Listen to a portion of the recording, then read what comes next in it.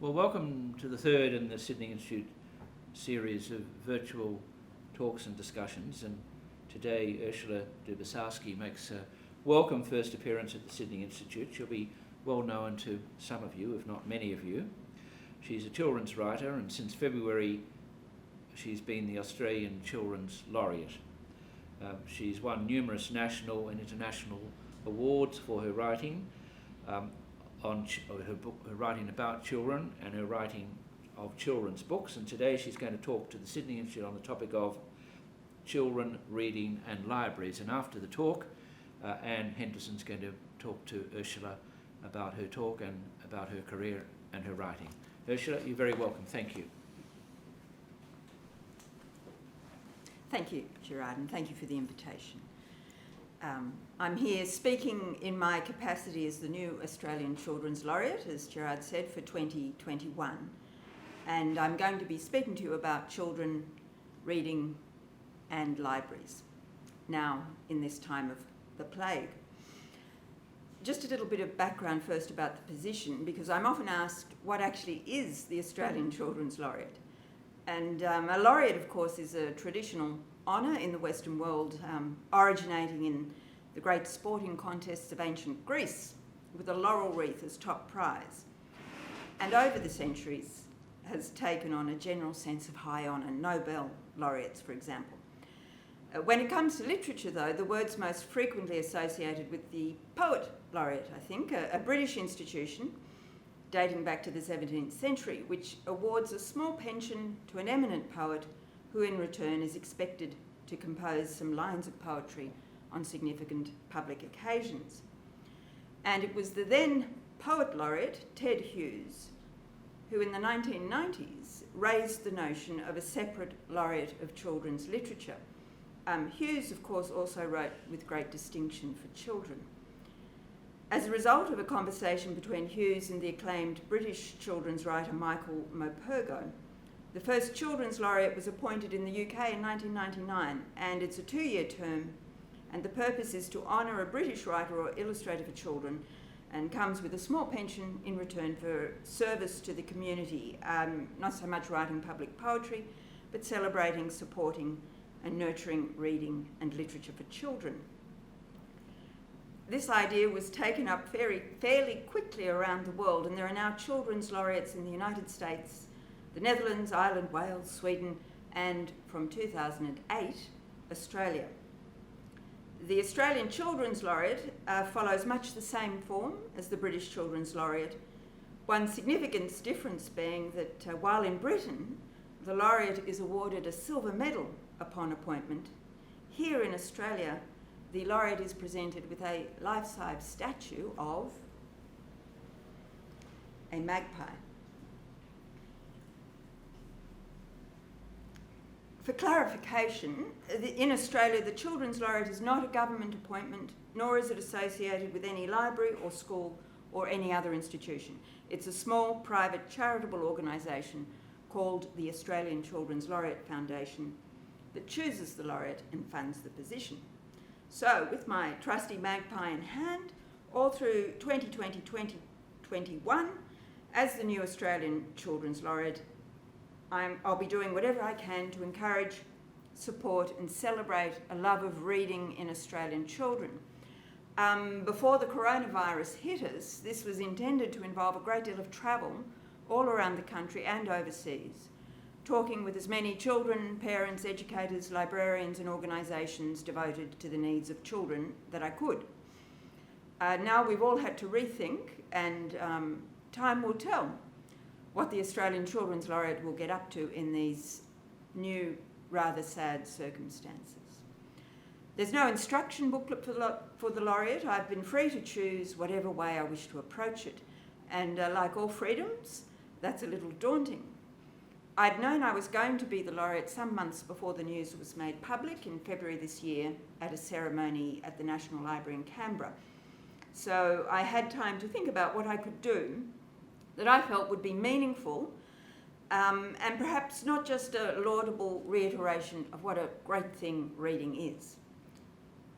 After all, I've yet to meet anyone who's actually against reading. if there was a national referendum tomorrow asking, do you think Australian children should be good readers, we can be pretty sure that everybody would tick the yes box. We all want our children to be good readers, and by a good reader I mean someone who reads a lot and is comfortable reading a broad range of literary material across time and culture. In other words, a fully literate citizen of the world. That's surely what we want for all our children. Nobody wants a future society where only a sliver of the population are good readers, while the rest of us make do reading text messages and Facebook posts. And yet, I think all people involved in the area of children's reading have to wonder, is reading, as a more sophisticated discipline, at this particular moment in our lives together on Earth, made even more so perhaps by the arrival of the coronavirus epidemic, slipping out of our children's grasp? Is it becoming one of the dying arts? I'll turn briefly for reference to the latest results of the well-known, sometimes controversial, national Naplan tests, which have indeed been cancelled this year because of the coronavirus, and it may well be that this will mark the natural death of Naplan in its current form, at any rate.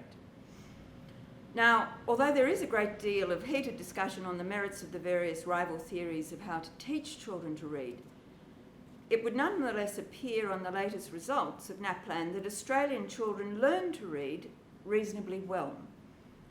In 2019, when 95% of 9-year-old Australian children were tested for reading, close to 30% of them scored in the highest band, and I think that 30% could safely be described as good readers.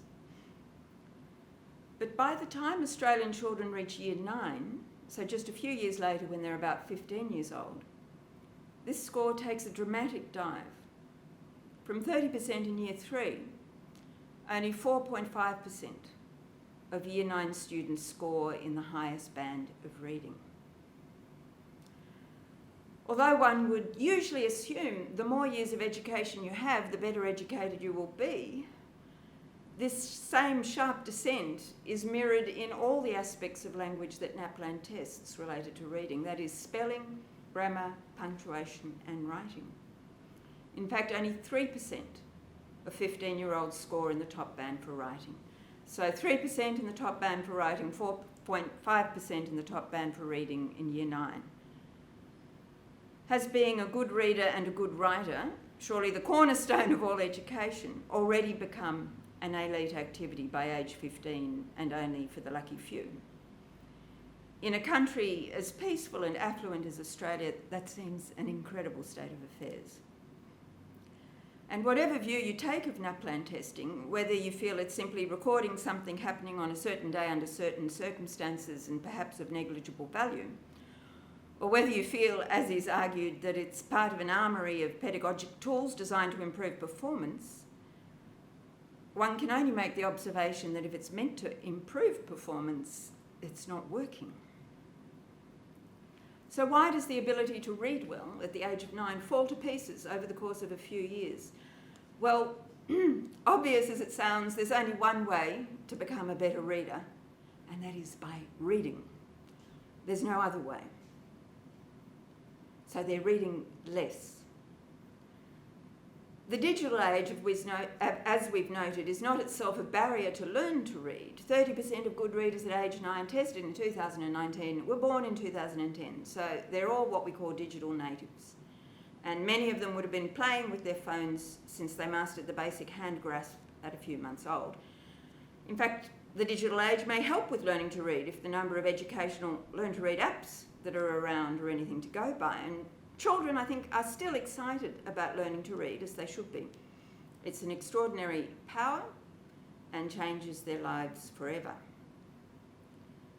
But as they grow older, something is falling away. You might say, looking at them, that the young are always reading, perhaps more than ever before, with their heads, like all of us, bent constantly over screens and devices. But what are they reading?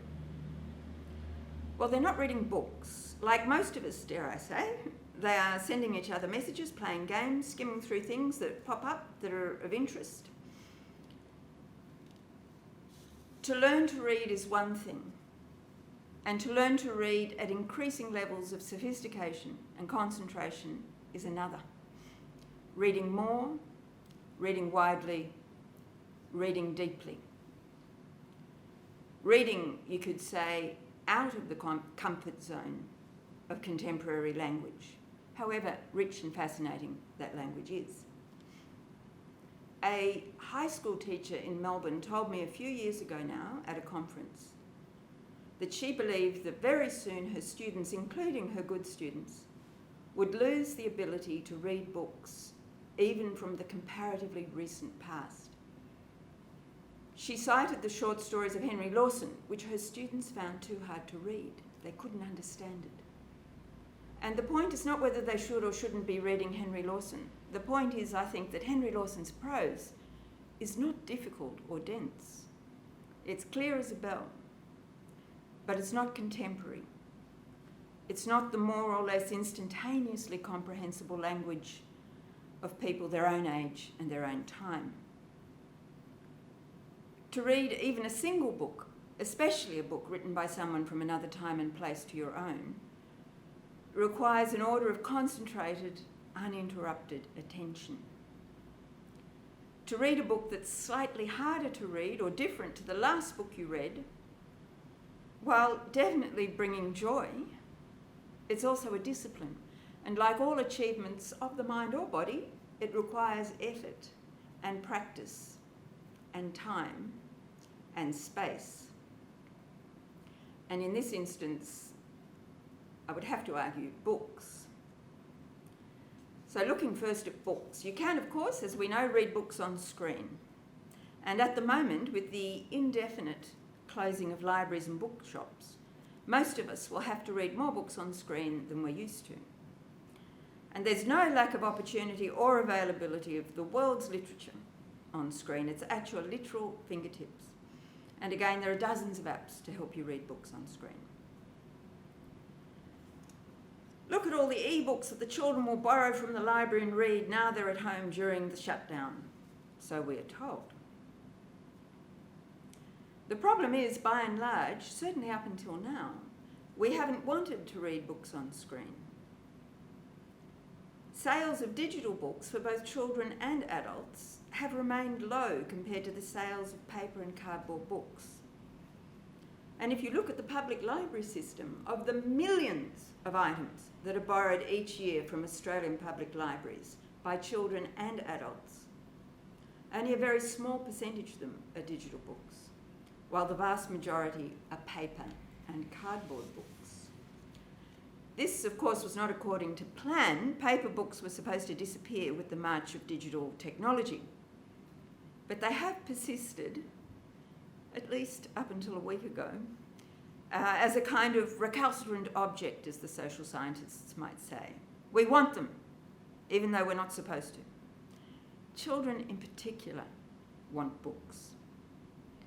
When I visit schools across Australia, children who grew up with screens in their cribs hurd forward implacably towards the book I have in my hand.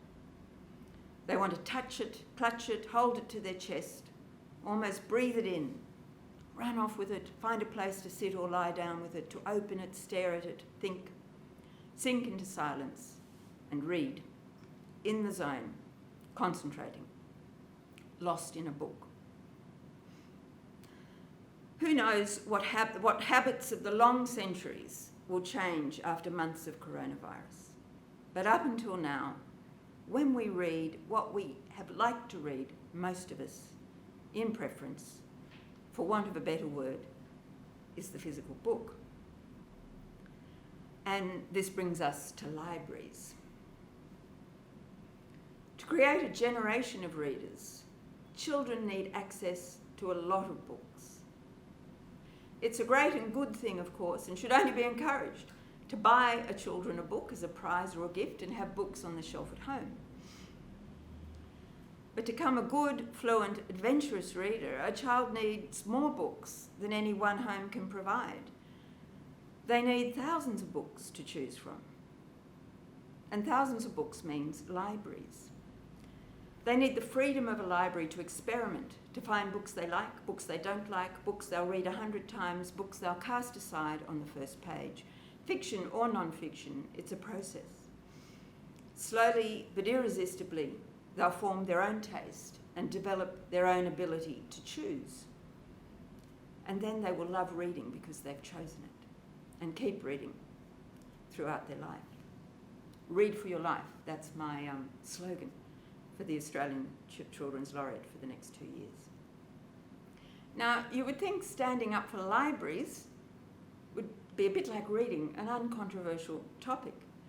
But libraries are a great irritant to some people, I've noticed, especially to some educators.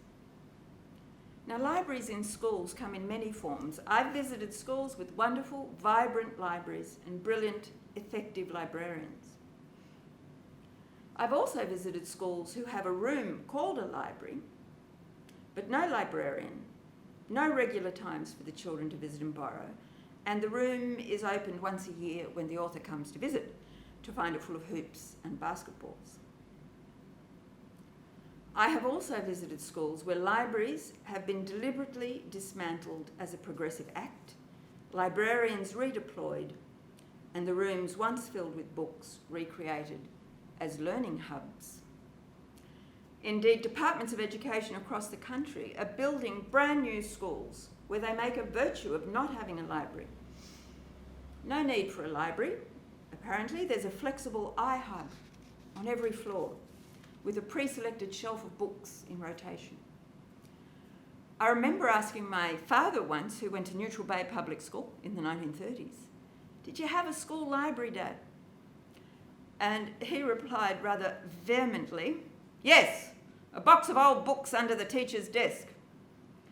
And now it seems they were quite avant-garde at Neutral Bay, with a 1939 prototype of the flexible iHub. And just to pause a moment to consider the symbolic value of a library in our schools and communities. What did that primary school library that I stepped into, full of sports equipment, followed by 45 puzzled children scrambling to find a place to sit for their author talk, say about the importance of reading in education and life to those children? And what does a brand new 17-storey departmental school in Parramatta, built without a library, say about reading to those adolescents? I've heard the argument, "Oh, you can have the books on the shelves, but the kids won't read them." Well, they certainly won't read them, 100%, if they're not there. Even the word itself, library, seems to upset some people. At one of my son's schools over the summer holidays, the library was renamed, rather in the spirit of Mr. Gradgrind himself, the Information Centre, although the students, with their own instinctive recalcitrance, continued to call it the library. Information Centre isn't even an accurate renaming. Of course we go to libraries for information and for research and for school projects, and that's a noble and vital part of a library's purpose. But if we go back to those public library statistics, of those millions of items borrowed every year, the vast majority are fiction, children's and adults. And so a library for most people, and children are people, is an imagination centre first. And it's a place where you become a reader. A child becomes a reader for life, not by chance, but by opportunity. And so to public libraries. A while ago, I was in the audience at a Sydney Writers' Festival event, and the conversation of the panel turned to how to encourage children's reading. And one of the panel members spoke in a very heartfelt way about a program she was involved with, and one of several that exist, through a combined effort of charities and publishers that provide children with a free book to take home. And this person argued how terrible it was that some children did not own any books, and this program would redress this and thereby help children love reading. Now, I'm not challenging that book possession is a great thing. I'm a writer, so obviously I want people to buy books, and I couldn't feel more strongly in support of bookshops and book suppliers. But I do remember thinking at the time, I didn't put up my hand, but this is what I thought, well, why not just get them to join the local public library? Wouldn't that be the simplest thing? Especially for families without money for books. The library, that amazing replenishing free resource established here in New South Wales by the great 1939 Library Act, and then all over Australia, open to everyone, where every child in Australia can borrow books at no cost, as many as they like, ad infinitum. I wondered, did people perhaps not know about public libraries? As a child who was brought up going regularly to the library wherever we lived, the bounty of the library was an unquestioned part of my everyday life. Every Saturday morning, off I went on the bus to borrow my 6 books, brought them home, and then spent the rest of the weekend reading. I was obviously a big reader. Then back again the following Saturday to do it all over again, week after week, driven purely by the desire to read. Talking about this library habit with a friend of my own age recently, though, I was quite taken aback.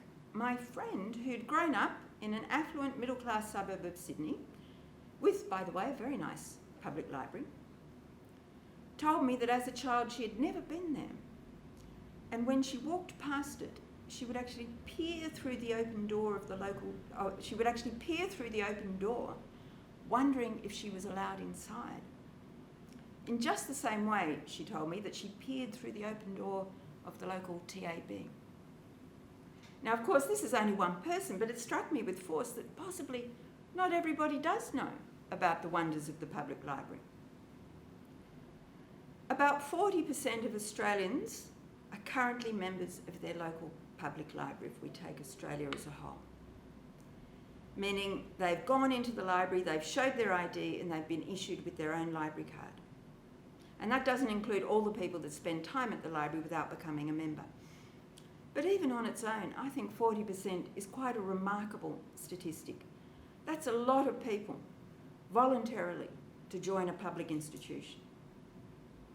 But why isn't everybody a member, as is their right? Why isn't every child a member of the local library? And so that's how I decided that my quest for the 2 years of my laureateship would be, as a single practical thing that I could do, would be to urge every child in Australia to get down to their local library and join up.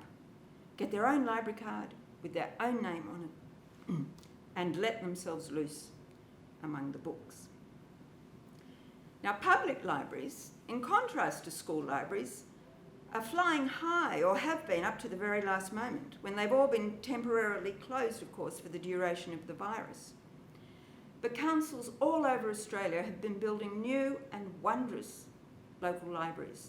I visit them both as an author and as a member of the New South Wales Library Council. The flagship building of the municipality these days is far more likely to be the library than the town hall. And my own local library, Marrickville Library, is a typical example. What a dreary old dungeon it was for the past 20 years. But late last year, a new library was opened. Beautiful, large and light, shelves and shelves of books, study rooms, reading nooks, gardens and verandas. It's full of people, day and night, and full of children, or was until recently, piling up their books and staggering out the door with them. Nobody could possibly walk into Marrickville Library and think that the age of the book was over. Last year, just up the road here, the New South Wales State Library opened their very first library for children in that great institution. Again, it's filled with books and filled with children. There are no screens. What for? Children don't look books up in catalogues. They run up and down the shelves, they pull out the spines, exploring the world of literature with energetic freedom. They choose whatever they like and reject what they don't like. In the children's library, they will always be welcome, and they will never run out of books. And if they never run out of books, they will never stop reading. Of course, at the moment, children cannot go down to the library. Many of them will be able to join their local library online, and then they'll be able to use their library cards to borrow e-books and audiobooks and film and television series and music. They can also watch story times on shared videos and hundreds of other things that libraries provide. Libraries and librarians, I know, are doing everything possible to keep children involved with reading. But like librarians and library staff everywhere, I feel tremendously sad that the children cannot go to the library. And I do wonder, time will show the impact of this rupture of the virus on the reading lives of children. My sister-in-law said to me memorably once, "Ursula, the Jewish mother never gives up." I am not a Jewish mother, but I happen to agree with her. We cannot give up. The library doors will open again, and we must return to books and to libraries and to reading, that gateway to the vast and wonderful world of literature, past, present and future, which seems sometimes on the face of it slowly to be swinging shut on the next generation. Great works of literature are not so easy to come by. They are rare. We can't afford to cast aside books for our children simply because they have become too hard to read. Thank you. Okay, Ursula, love that. Terrific. As Thanks. someone who taught older children for some years, Yes. I understand a lot of what you were saying. And it is difficult, and times have changed, and the way children absorb information or absorb ideas or imagination has changed. So you're really a wonderful children's writer. Tell us what makes a good children's book. I mean, it is hard to get them into it. So what are the tricks of the trade? I mean, that it's an easy read, that it's entertainment, that great themes, a page turner. I mean, the titles of your books are intriguing. Red Shoe, Blue Cat, Too Many Elephants in the Room, in this house. So tell us, what's a good book?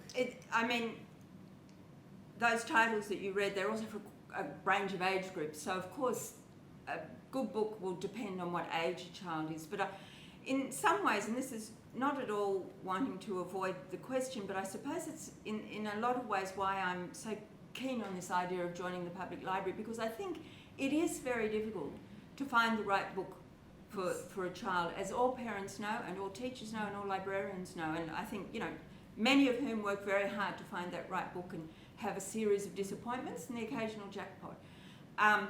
So I suppose my feeling is, as a child, and children are still like this, when you go down to the library and see them wandering around the shelves, that children are in some senses quite open-minded and will just wander up and down the shelves and will pull something out, either randomly or attracted by something that we don't even know, and will start to read it and then might well toss it aside, or may really love it. And I suppose, in answer to your question, in a sense, if I had a very, very reluctant reader on my hands, which I know some people do, Many. I guess what I would tend to do, what I would do, and I would hope that, and I believe eventually it would work, is I would take that child, and it might be a teenager, down to the local library and get them to join up and give them the card, and then I would say to them, just go and pick one book. That's all I ask you, one book. You don't even have to read it, just go and pick it. And I can totally imagine there'll be quite a few children or adolescents who will say, there is not one single book in this entire library I have the slightest interest in. And then I would simply accept that, and then I would go back the following week, and the following week, and the following week.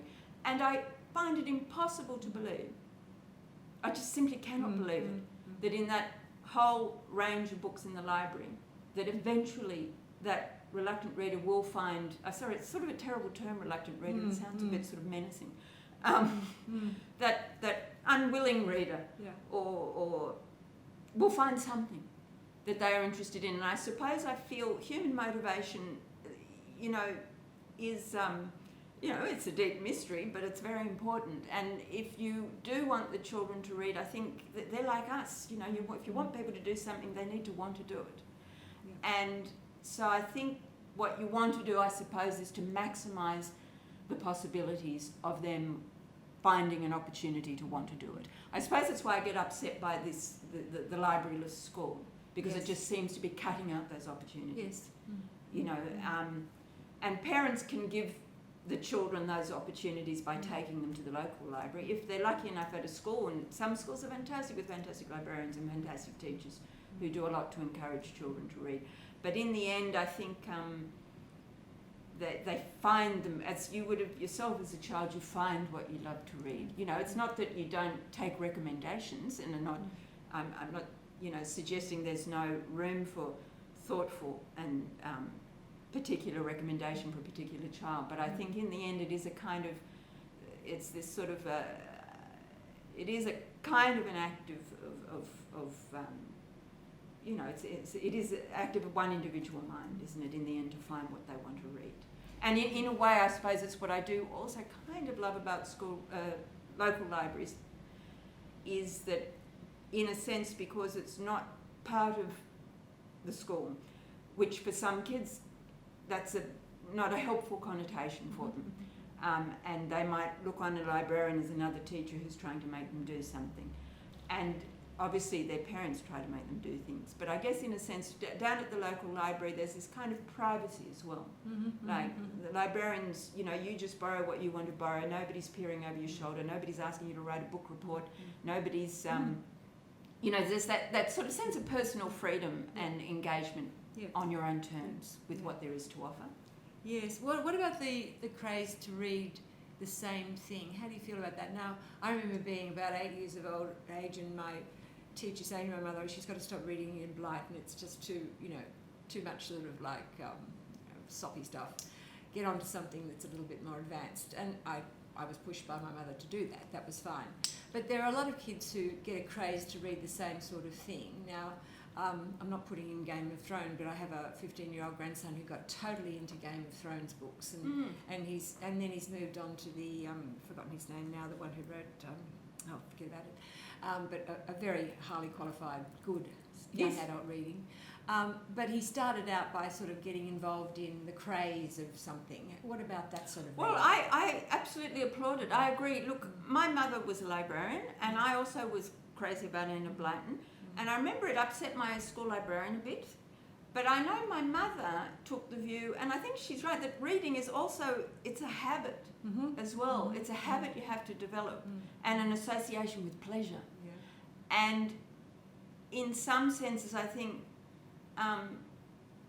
while that's the other thing about, I suppose, what I was saying about the public library is that you're not being judged for what you're reading. Yes. And I suppose if you want reading to be associated with very kind of positive vibes in kids, it probably is important not to judge too much what they're reading, but just to let them read it and you know, develop that discipline and habit and the association of pleasure with reading. And in a sense, you do. I also, you know, moved out of Enid Blyton, and now I'm unable to read Enid Blyton. I cannot concentrate on a single paragraph. But at the time, the richness it fed my imaginative life was enormous. You know, you would have been the same reenacting these games and the page turner, and you just wanted to read it. You wanted to read it. It was like having McDonald's every day for dinner. Yeah, and so, you know, you do want people to eat more than McDonald's, and eventually they do.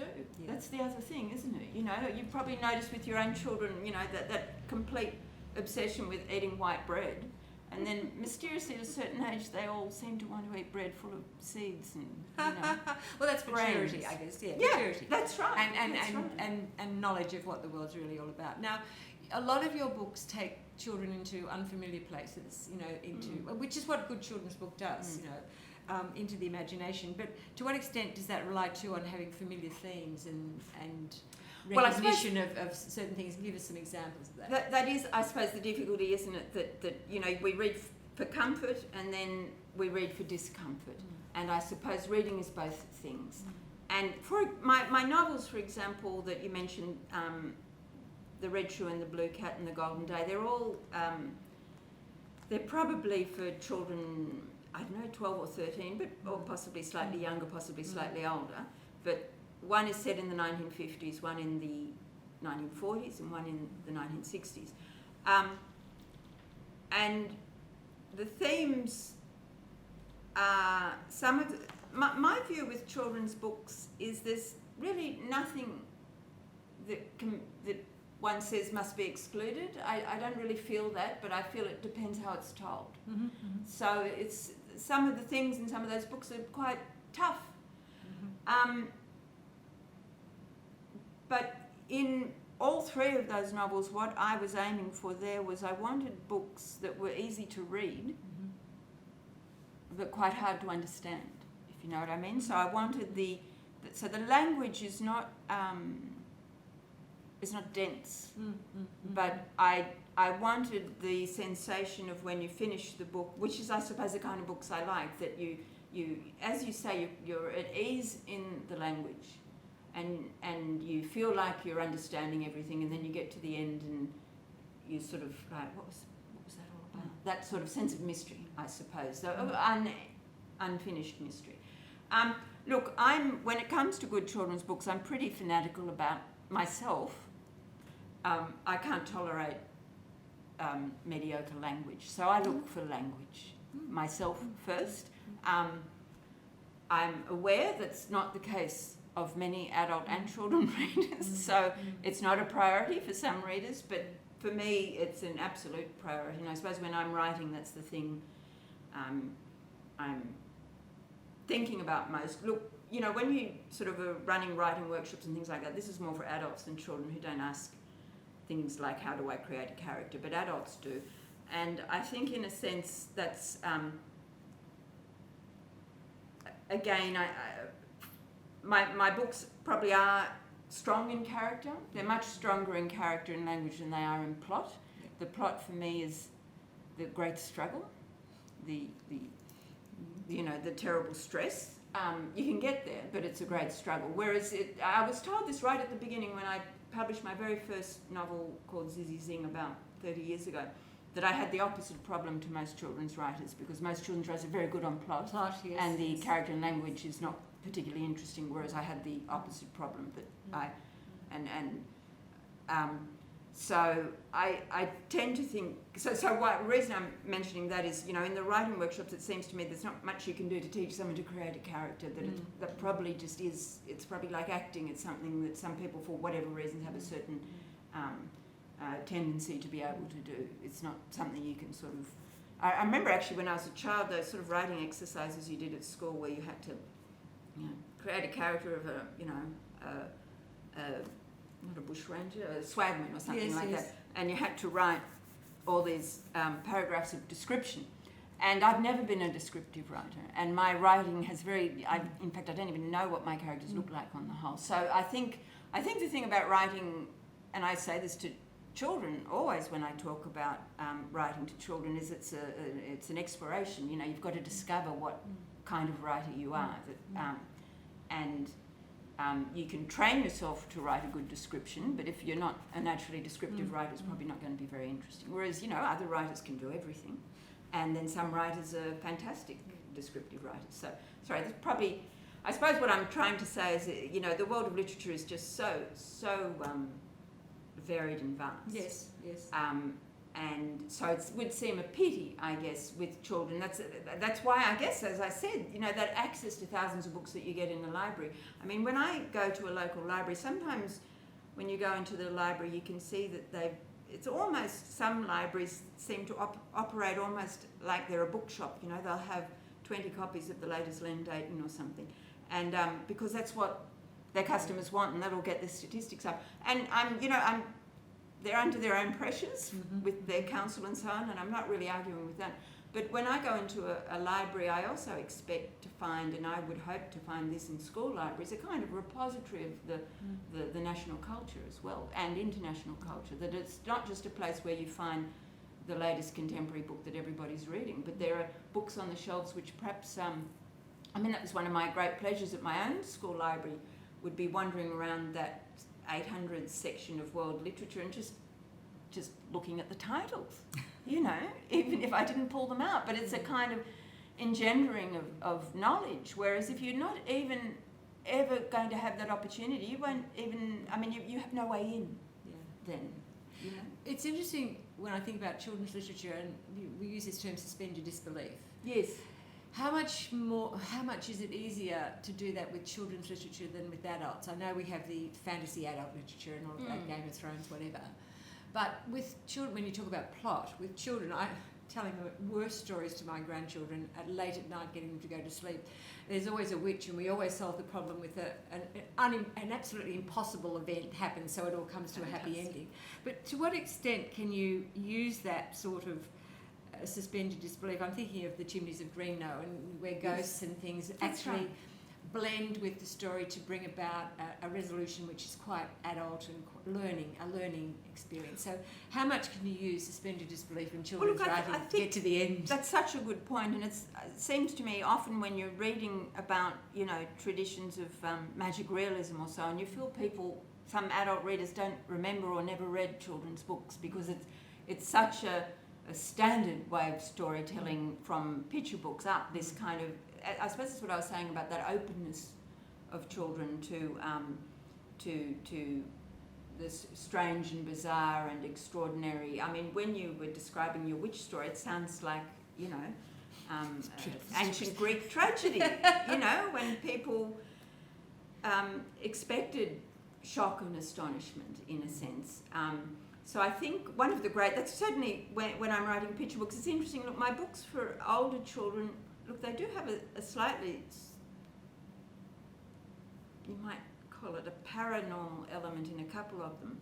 But on the whole, they're realist novels. Yeah. Whereas when I'm writing for younger children, it's just so you imagine a little boy who lives in a house with 100 elephants, and you don't, with any children, you never have to nobody ever asks, no child ever asks, I've read that story to thousands of children, but it's not possible to have elephants. Why do you in think the house. that is? I suppose it's a bit like, I remember when my daughter Maisie was 5 or 6, we found a film of, a Super 8 film of man landing on the moon. And we, of course, remembered that as this great impressive moment of our childhood. And we were playing it to Maisie on the wall of our house. And I just remember she was not particularly impressed. And it reminded me, perhaps she was more like 3 or 4, but it just reminded me, why would you be at the age of 3 or 4? You sort of, the world is anything. The world has... There's millions of possibilities. And I suppose, look, it's true that if you do poetry workshops with children who are just learning to read and write, you get the most extraordinary images that they come up with, which by the time they're in year 3, they will have edited them out as sort of not conventional enough. Yeah. So I suppose there is there's loss and gain in growing up, and I guess that kind of extreme openness to wonder and accepting of. They also, I wrote a novel called Abyssinian some years ago, which is quite, as a narrative, it's quite peculiar, and it's about a doll's house, and certainly. Teenagers and adults who read it have a not exactly belligerent attitude to it, or there's some of them, but there's a kind of, almost like a kind of anger. Well, what was that all about? Like, why did that happen, kind of thing. Whereas I've noticed in the primary schools, those questions never arise. They accept the logic of the dream, let's put it that way. That's and a good point. The way we do when we dream, we're not saying, well, that couldn't happen. So there's some funny, I don't know, I guess it's some sort of mental capacity that with maturity disappears. The secret is to keep that imagination, not lose it entirely, isn't it? Yes, and I suppose children's writers must have some, why, because, for example, I never particularly sat down and decided I wanted to be a children's writer. I wanted to be a writer from when I was about 6, I wanted to be a writer. But it was only and I suppose if you'd asked me as a teenager, I would never have thought I wanted to be a children's writer. It wasn't any kind of burning ambition. But in my 20s, when I was sitting down and trying to actually be a writer, I found it was only when, it was actually on the suggestion of a friend that I write something for children. I've been sort of not been able to finish things, or nothing worked, or it was a very frustrating, very common experience when you want to be a writer. Writer's block. That's right, it was just ghastly. And then somebody suggested writing a children's book and a picture book. And I just remember this, that sort of strange feeling of ease. And it kind of flowed out of the pen. May I say, most of my books do not flow out of the pen. So that was an unusual experience. There must have been a lot of pent-up something. But it certainly was, I realised that's what I'm supposed to be writing. And every time I sit down to write, I don't sort of say to myself, well, now I'm going to write a children's book. I just think I'm going to sit down and write. But it's a children's book that appears on the page. So, who knows what that's all about. How much is the problem with reading today about concentration? A Look, lot I of think, our young people have a real difficulty with taking themselves into anything for a length of time. I think it's a momentary enormous. world. I think it's enormous. And that's why I'm also kind of sceptical about how they're all going to be reading all these books on their phones and their devices, because the nature of phones and devices is they're completely disruptive, and that's why we like them. Like we're just always on edge. They're momentary. And to read, I do, like I'm sure you do, and most adults readers do read books on my phone. I definitely do, and it's got great advantages. I'm never without a book in my pocket. But in terms of, I've absolutely noticed it in myself that the concentration levels have changed from what it was before we had this device-ridden age. So I suppose my answer to that is, it's just that whatever a device is, and they may well produce very engaging book-like artefacts that will be on devices, but they actually won't be books. It'll be a different experience. And so I think people just have to bear that in mind, that a book it is a different experience. It's interesting that Sydney Grammar a year or two ago banned computers in their school. Yes. And I wonder if this has something to do with the problem of lack of concentration, maybe, or does it help to take us off it, a bit like going cold turkey? Yeah, it's funny, isn't it? I remember one of my sons was in year 9, when whatever that was called, when they rolled out all the free laptops, and very laudable to make technology accessible to every child in the country, and yet I have to say, within a month at school, by their own admission, they were just playing games all the time, and the school would then bring in some firewall, which was very naive, because the children knew exactly how to get over it. It was hilarious.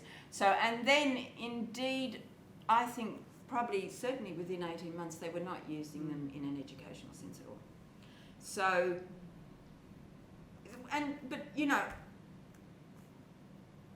my son, who I was talking about before, who's a maths teacher, all of his maths teaching is through screens. So I'm not and it's fantastic. Well, that's perfect. It's that. Brilliant, but it's not reading a book. So No, it's not that one is activity. against screens in schools. Obviously, they're no. vital and brilliant and fantastic. Yes. But a book is a different Yes. thing, and I think that just has to be borne in mind. And it's as I was saying, I'm afraid it is a discipline. That's why it's great to read Enid Blyton-Browse on because you get into the habit that of habit. sitting. And you won't develop the habit if you do it for 5 minutes or even 3 minutes, and then you're checking your email or something pops up, or it's very. And then I just think that's an enormous loss. I suppose all I think about that is that okay, we could wipe our hands and say, well, that's over, and now this is now. And it just seems to me the number of great things in the history of the world, they're not. We can't afford to be so prodigal and just sort of say, oh, well, we don't need that anymore. I mean, the thousands of years of human civilization are not, to be just sort of shrugged off. Yes, I often say about archives that they'll bring out a box when some student in a few decades' time asks for something, and they'll bring it out and they'll say, now, this is a book. Yes. And it doesn't have a search engine. That's right. But then this goes back to background, and you're referring to that program about books in homes. Books in homes, because I've been involved in it through Rotary, is actually for people in long distance, in the outback. It shouldn't be used around Sydney unless it's a really impoverished area where people are literally not used to books. So how important is the home? Because what that program does is it gives books to kids on a basis of so many per term that they can take home, where the home may not have a book in it. No, look, and I hope I'm not sounding like I'm totally not against those programs. It's just that in certain circumstances I'm sceptical. Because they may not have a library. See, at Stewart Town, where I was involved, they don't have a library. Yes. The school's got Although you have mobile libraries who will, all over the state, yeah, they will drive in these little buses. They're amazing. You know, like, and the Outback, what's it called? Not the Outback Caravan Library, but in Western New South Wales, they've got this fantastic, you know, so the councils buy these buses and they all fit up like a library. I just think, I've read the studies, which I'm impressed by. The children who have come from homes with a lot of books in them do better at school, but simply putting the books in that home is a big ask for those books. I suppose is what I mean, that you may be taking a book home to a family with literally no interest in books and no understanding of even what to do with those books. You know, that it's just another thing that they have. So I completely, I don't want to sound, I know there's a number of these excellent programs, and I think is that the Dolly Parton Imagination Library also does something like that. So it is, can only be applauded. But I suppose that's the other thing. I do feel that and as you say, if there are children who literally can't get to the library, but if they can get to the library, if the library can come to them, then I think that it's got that advantage of that enormous choice of books and the sense of plenty, the sense of more coming.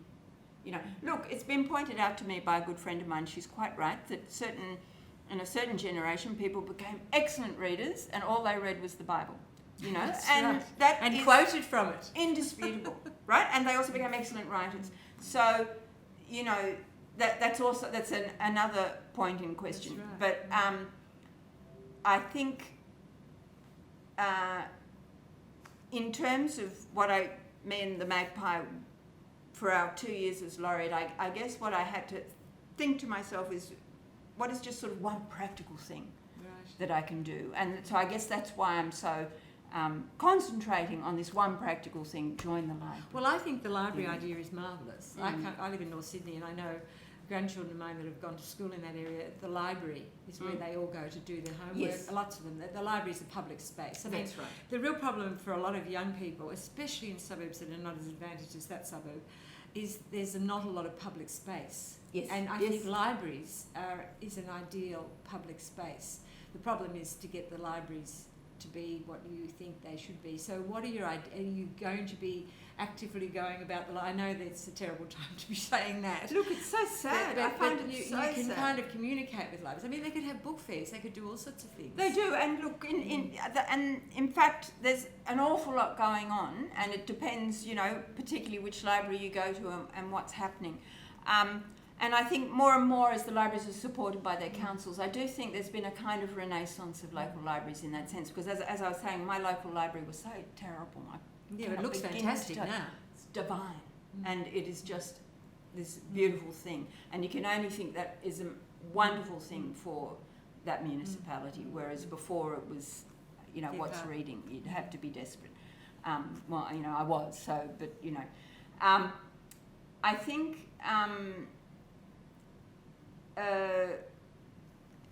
you know, with in both public libraries, school libraries, I think for me, I want to hopefully celebrate them all and not feel that school libraries are thinking I'm concentrating too much on public libraries or vice versa.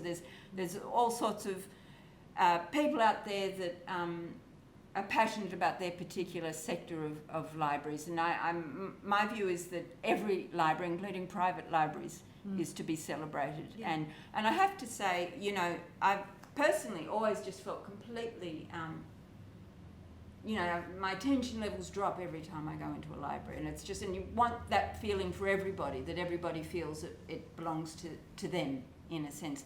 I had a funny experience many years ago when I worked for the public service in Canberra, and 35 years ago. And in my break, I always used to go in. I was at the Department of Administrative Services in what was then called West Block, and I used to go into the library, and they had a few shelves, and there was a librarian there, and and then I'd go back to my clerical desk and do my work. But I was probably in the library every day, and eventually the librarian said to me, "Is your because my surname was Coleman." Mm-hmm. And she said to me, "Is your father's name Peter?" And I said, "Yes. Why do you ask?" And she said, "Well, I used to work in the parliamentary library, and he was in the library every single day, and you just look similar." And it made me laugh too, because I wasn't particularly aware that Dad was so fanatically into libraries, but we must have just as a family felt that sense of ownership of libraries in a funny way. Like, I obviously felt I could go to the library, and many of the other public servants clearly didn't even feel it had any, I don't know, maybe they didn't even think they could go in there. I know I lived for a year on a kibbutz. I was in the kibbutz library on a daily basis, and thank heavens they had quite a good English language section. I read so many books on that kibbutz. So I'm just, I just want that. I suppose what I want children to feel is that the library is there for them, that it's not this, like my friend who never went in, I just couldn't understand how that could be, that, there is the library, walk in the door, it belongs to you, and that's the feeling. So, library's closed. Yeah. And parents being the educators with help of their schools, what are some of the tips? Let's round up on that. What advice would you offer to those parents who are, tuned in, trying to do their best? How can reading be part of that homeschooling? What are the tips? It's so difficult, isn't it? I suppose, well, look, what I've been saying when I've been asked that elsewhere is you can certainly, I suppose it's keeping books as this sort of daily part of life, and you can borrow books, you can lend books to each other. Perhaps you're not supposed to because of germs, I don't know, you spray them or you something. Disinfect them. You can certainly, it's absolutely true that many public libraries you can join online and you can borrow ebooks. It's not a huge library of ebooks, it's limited, but it's still pretty big, and for children and for adults, but you can certainly do that. You can still buy books. You can definitely buy books, and they will get delivered to you one way or the other, and many bookshops are offering fantastic delivery services. So, if you do want to make books part of that weekly budget, and that depends on having money, of course. Grandparents could make little offerings. That's right. Buy a book for your grandchildren. Because you can't go to the movies, and you can't go ice skating. And I mean, it's funny, isn't it? A friend of mine was saying, when I was telling her she must go and join the local library, she said, "Oh, but all weekend she's doing sport or this, that, and the other." And I suppose I appreciate that, but she was very worried about her child not reading. If you actually want your child to read, then you actually have to make it a priority. It's sort of, in this particularly busy modern digital world, it's unlikely to happen by accident. That's why you have to make those opportunities. Yeah. And so, reading aloud, reading to the dog, putting on plays. I put on lots of plays as a child from books, to my poor parents, polite parents.